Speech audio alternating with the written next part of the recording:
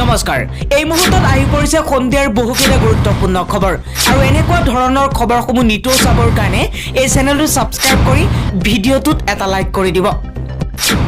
অহাকালি পবিত্ৰ ঈদুল ফিতৰ ঘৰতে ঈদৰ নামাজ পঢ়িবলৈ আহ্বান জনাইছে অসম ৰাজ্যিক জমিয়ত উলেমাই শুক্ৰবাৰে সমগ্ৰ ইছলাম ধৰ্মাৱলম্বী লোকৰ পবিত্ৰ উৎসৱ ঈদুল ফিতৰ কোভিড প্ৰটকলৰ মাজেৰে অনুষ্ঠিত হ'ব পবিত্ৰ ঈদুল ফিতৰ কোভিডৰ ভয়াৱহতাৰ বাবে ৰাজ্য চৰকাৰে দিয়া নিৰ্দেশনা অনুযায়ী ঈদৰ নামাজ কোনো ঈদগাহ ময়দান বা মছজিদত নকৰিবলৈ আহ্বান জনাইছে অসম ৰাজ্যিক জমিয়ত উলেমাৰ সদস্য জুনাইদ খালিদে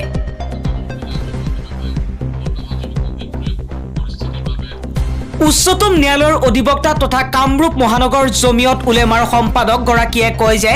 বৰ্তমান কোভিড পৰিস্থিতিৰ বাবে অসম চৰকাৰে কোভিড প্ৰটকল অনুসৰি দিয়া নিৰ্দেশ অনুযায়ী কোনো ঈদগাহ ময়দান বা মছজিদত যাতে অহাকালি নামাজ নপঢ়ে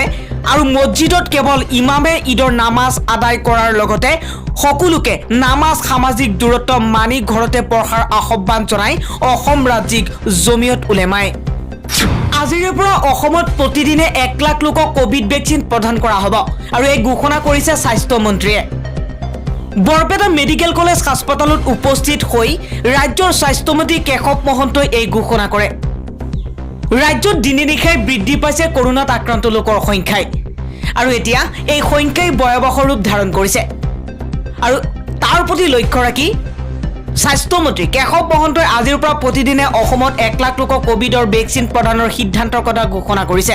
এই ক্ষেত্ৰত অগ্ৰাধিকাৰ ভিত্তিত দ্বিতীয় পালি প্ৰতিষেধক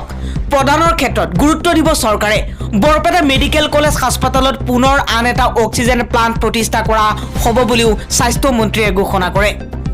অহাকাইলৰ ভিতৰতে কোভিড কিট ভেকচিন আৰু ঔষধৰ নাটনি দূৰ কৰাৰো প্ৰতিশ্ৰুতি দিয়াৰ লগতে গাঁওসমূহত কোভিড কেয়াৰ চেণ্টাৰ স্থাপন কৰা হ'ব বুলিও মন্তব্য কৰিছে নতুন স্বাস্থ্যমন্ত্ৰীগৰাকীয়ে কোভিড পজিটিভ ৰোগীসকলক জিলা প্ৰশাসন আৰক্ষী প্ৰশাসন আৰু স্বাস্থ্য বিভাগৰ নিৰীক্ষণত থাকিব আৰু চিকিৎসাৰ ব্যৱস্থা গ্ৰহণ কৰিব হাস্পতালত যি ৰোগীৰ মৃত্যু হয় সেই সকলৰ তদন্ত হ'ব লাগিব আৰু কি কাৰণত তেওঁৰ মৃত্যু হ'ল সেই সম্পৰ্কে প্ৰতিবেদন দাখিল কৰিব লাগিব কোভিডৰ পৰা ৰক্ষাৰ বাবে 2 এদিনতে নতুন এছঅপি প্ৰকাশ কৰিব চৰকাৰে আৰু মুখ্যমন্ত্ৰীৰ সৈতে এই বিষয়ে আলোচনা কৰি থকা হৈছে বুলি জনাইছে নতুন স্বাস্থ্য মন্ত্ৰীয়ে ঘৰতে আইসোলেশনত থকা বা কন্টেইনমেন্ট জোনত থকা বিপিএল কাৰ্ডৰ পৰিয়ালক 2000 টকাৰ খাদ্য সামগ্ৰী প্ৰদানৰ বাবে জিলা উপায়ুক্তক নিৰ্দেশ দিছে স্বাস্থ্য মন্ত্ৰীগৰাকীয়ে আনহাতে কোভিড কেয়াৰ চেণ্টাৰত থকা ৰোগীসকলক নিতৌ 300 টকাৰ খাদ্য প্ৰদান কৰা হ'ব বুলিও তেওঁ জনাইছে আনহাতে হাস্পতালসমূহত চিকিৎসাজনিত গাফিলতিক লৈ বিভিন্ন মাধ্যমত যিসমূহ ভিডিঅ' ভাইৰেল হৈ আছে সেই সম্পৰ্কে সাংবাদিকৰ প্ৰশ্নৰ উত্তৰত এতিয়াৰে পৰা সকলো ব্যৱস্থা হাতত লোৱা হৈছে বুলি মন্তব্য কৰিছে আৰু লগতে এজন ৰোগীৰ কিয় মৃত্যু হ'ল সেই বিষয়ে তদন্ত কৰা হ'ব বুলি জানিবলৈ দিছে মন্ত্ৰী কেশৱ মহন্তই আৰু আন এটা সকলোতকৈ গুৰুত্বপূৰ্ণ খবৰ ভাৰতবৰ্ষত কোভিড-19 সংক্ৰমণ বৃদ্ধিত কোভিড সংক্ৰমণৰ বৃদ্ধি কি কাৰণে বৃদ্ধি পাইছে সেই কথা এবাৰ ওয়াৰ্ল্ড হেলথ অৰ্গানাইজেশ্যনে অৰ্থাৎ বিশ্ব স্বাস্থ্য সংস্থাই উল্লেখ কৰিছে যে ধৰ্মীয় আৰু ৰাজনৈতিক অনুষ্ঠানেই ভাৰতত কোভিড-19 সংক্ৰমণৰ বৃদ্ধিত অৱদান যোগাইছে আৰু আন এটা খবৰ হৈছে ইউপিএছচি অসামৰিক সেৱাৰ প্ৰাৰম্ভিক পৰীক্ষা বাতিল কৰা হৈছে 10 অক্টোবৰলৈ স্থগিত কৰা হয় ইউপিএছচি পৰীক্ষা কোভিডৰ পৰিস্থিতিৰ বাবে এই সিদ্ধান্ত গ্ৰহণ কৰা হৈছে আৰু 27 জুনত অনুষ্ঠিত হোৱাৰ কথা আছিল এই পৰীক্ষা আৰু এতিয়া এই পৰীক্ষা সম্পূৰ্ণ স্থগিত কৰা হৈছে মাজুলীত উপস্থিত হৈছে মুখ্যমন্ত্ৰী ডক্টৰ হিমন্ত বিশ্ব শৰ্মা 3খন সত্ৰত উপস্থিত হৈ আশীয় ল'লে মুখ্যমন্ত্ৰীগৰাকীয়ে ইয়াৰ পিছতে কৰোনা কেন্দ্ৰিক পৰিস্থিতিক লৈ বৈঠকত মিলিত হয় মুখ্যমন্ত্ৰী দলীয় কাৰ্যকৰ্তাৰ সৈতে বৈঠকত বহিব মুখ্যমন্ত্ৰী গোলাঘাটত কোভিড-19ক লৈ সংঘাৰী ৰূপ এই পৰ্যন্ত 2 সহস্ৰাধিক লোক আক্ৰান্ত হোৱাৰ লগতে 15 জনকৈ লোকে মৃত্যুক সাৱটি লৈছে এনে বিপদ সংকুল পৰিৱেশৰ প্ৰতি অধিক সতৰ্কতা অৱলম্বন কৰি চহৰ অঞ্চল আৰু ইয়াৰ 5 কিলোমিটাৰ পৰিধিৰ ভিতৰৰ এলেকাত ইংৰাজী 13 মে অৰ্থাৎ আজি পুৱা 5 বজাৰ পৰা পুনৰ নিৰ্দেশ জাৰি নকৰা পৰ্যন্ত অসম ৰাজ্যিক ব্যৱস্থাপনা প্ৰাধিকৰণে কোভিড পৰিস্থিতি সন্দৰ্ভত কেতবোৰ নিষেধাজ্ঞা জাৰি কৰিছে আৰু নিৰ্দেশনা অনুসৰি কাইলৈৰ পৰা অৰ্থাৎ অহাকালিৰ পৰা সকলো দোকান আৰু বাণিজ্যিক প্ৰতিষ্ঠান দিনৰ 1 বজাত বন্ধ কৰিব লাগিব আৰু সাপ্তাহিক 7 বজাৰসমূহ 15 দিনৰ বাবে খোলাৰ অনুমতি নাথাকিব ৰেস্তোৰাঁ আৰু ধাবাসমূহত দিনৰ 1 বজালৈকেহে গ্ৰাহক উপস্থিত থাকিব পাৰিব এইবাৰ চীনক ৰঙাচকু বাংলাদেশৰ বেইজিঙে দিছিল ভাবুকি কিন্তু উলুটাই পালে চৰম সকিয়নি চীনক ৰঙাচকু দেখুৱাইছে এবাৰ বাংলাদেশে চীনা অভিভাৱকত্বক নিমিষতে উৰাই দিলে বাংলাদেশে আৰু এইবাৰ কোৱাড্ৰিলেটাৰেল সিকিউৰিটি ডায়লগ চমুকৈ কোৱাডত বাক নলবলৈ বাংলাদেশক এক প্ৰকাৰ সকিয়নি দিছিল চীনে কিন্তু উলুটাই পৰাক্ৰমী ৰাষ্ট্ৰ চীনক ভাবুকি দিলে বাংলাদেশে ভাৰত অষ্ট্ৰেলিয়া আৰু জাপান আমেৰিকা যুক্তৰাষ্ট্ৰৰ নেতৃত্বত 4খন দেশৰ কোৱাড মিত্ৰতাত আছে এই মিত্ৰতাৰে যুক্ত হোৱাৰ বাবে দুৱাৰ খোলা আছিল বাংলাদেশৰো কিন্তু কোৱাড মিত্ৰতাত যোগদান কৰিলে ভাল ফলাফল নাপাব বুলি চীনে বাংলাদেশক এক ধৰণৰ ভাবুকি দিছিল কোৱাড এলায়েন্সে চীন বিৰোধী বুলি জনা যায় সেয়েহে বেইজিঙে বিচাৰিছিল যে বাংলাদেশে কোনো ধৰণে মিত্ৰতাত যোগদান নকৰিব বাংলাদেশৰ হৈ চীনক স্পষ্ট কৰি দিয়া হৈছে যে তেওঁলোকৰ নিজৰ বৈদেশিক নীতি নিৰ্ধাৰণ কৰিব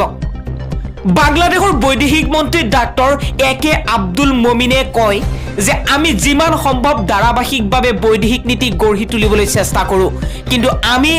আমাৰ নিজা সিদ্ধান্ত লওঁ তাত কাৰো হস্তক্ষেপ বাঞ্ছনীয় নহয় আমি স্বাধীন দেশ চীনক বাংলাদেশে নিজৰ স্থিতি স্পষ্ট কৰি দিয়াৰ পিছৰ পৰিস্থিতি কি হয় সেয়া সময়ে ক'ব কিন্তু বাংলাদেশে এখন স্বাধীন দেশৰ প্ৰমাণ চীনক বুজাই দিলে উল্লেখ্য যে বিশেষজ্ঞসকলে দাবী কৰে যে ইণ্ডো পেচিফিক অঞ্চলত চীনা আক্ৰমণ প্ৰতিহত কৰিবলৈ কোৱাড মিত্ৰতা গঠন কৰা হৈছিল 21 মেৰ পৰা 3 দিনৰ বাবে বিধানসভাৰ প্ৰথমখন অধিৱেশন কি বিষয়ে লাভ কৰিব গুৰুত্ব বিধানসভাত